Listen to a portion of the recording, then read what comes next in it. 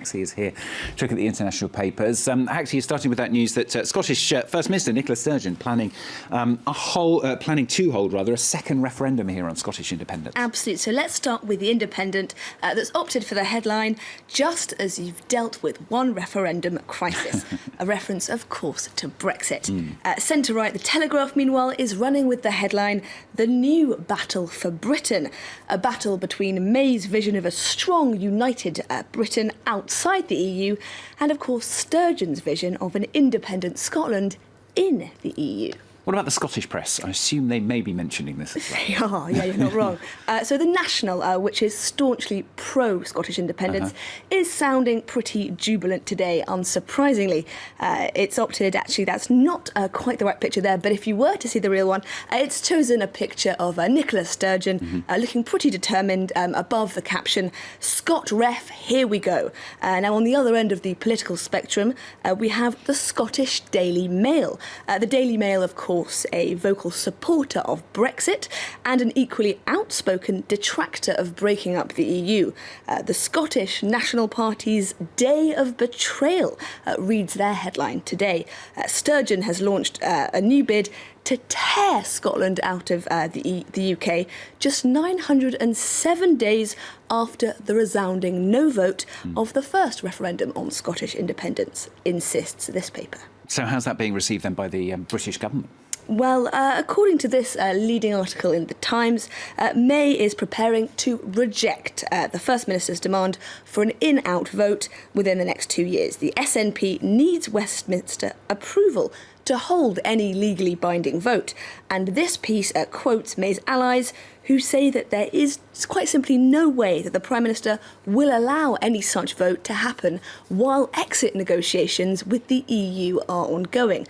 This piece also mentioning an early setback for Sturgeon. A number of EU leaders have said that Scotland would leave the EU along with the rest of the UK, even if it voted to break away from the rest of the UK. That's, of course, out of fear that any special treatment for Scotland could fuel separatism in the bloc. And what about the British more left-wing press? What are they saying? So, for The Guardian, any second referendum would be a crisis of May's making. We read here that May's apparent recklessness regarding continued UK membership of the single market and her readiness to leave the EU with or without a deal have played straight into the hands of the SNP. Let's not forget that Scots voted 62 to 38 to remain in the EU. Now, there is, of course, another rather big piece of news out today from the UK that's been somewhat overshadowed, perhaps, by the Sturgeon referendum announcement. Absolutely, and namely that Theresa May has been given the green light to trigger Article 50, the mechanism by which the UK will leave the EU. That's after peers in the House of Lords overwhelmingly dropped two major amendments to May's Article 50 bill, one of which would have safeguarded the rights of about 3 million EU nationals living in Britain, the other of which would have handed MPs a meaningful vote on the outcome of negotiations. So essentially, this should have been a victorious day for May, but Sturgeon somewhat stole her thunder. Nonetheless, a number of right-wing commentators are celebrating May's victory. Fraser Nelson, for The Spectator, writes that the Lords' amendments were never actually going to stop May in her tracks, but that the long parliamentary charade is what makes the British parliamentary system so democratic. It's an interesting read. It's a different way of looking at it anyway. Now, though, The Guardian, they're not so convinced, are they? Unsurprisingly. So this cartoon, you can see it there, says it all. A submarine manned by the government's chief Brexiteers descending into the depths with reckless abandon.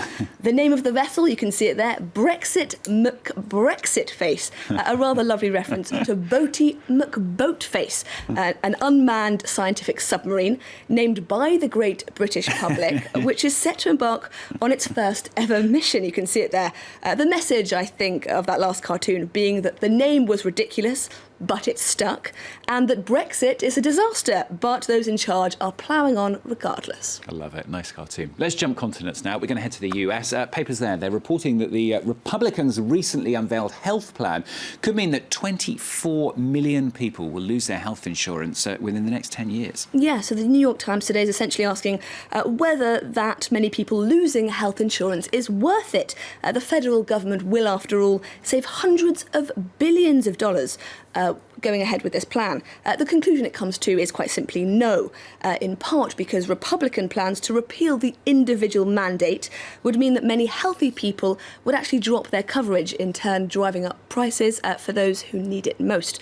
Meanwhile, the Washington Post is reporting that another congressional plan to halt federal funding for Planned Parenthood, an abortion provider, would result in thousands of additional births in the US, with all those new people essentially working to offset the huge savings Republicans are hoping to make with their new healthcare bill. It's also, of course, a women's rights issue here, isn't it? It is, absolutely. And I found an article that I think sums up that side of things quite nicely. One Texas lawmaker, you can see her there, is proposing a bill that would see men fined $100 for, wait for it, Stuart, masturbating. Oh, okay. Jessica Farrar, a Democrat, is quoted as saying, "A lot of people find this bill funny.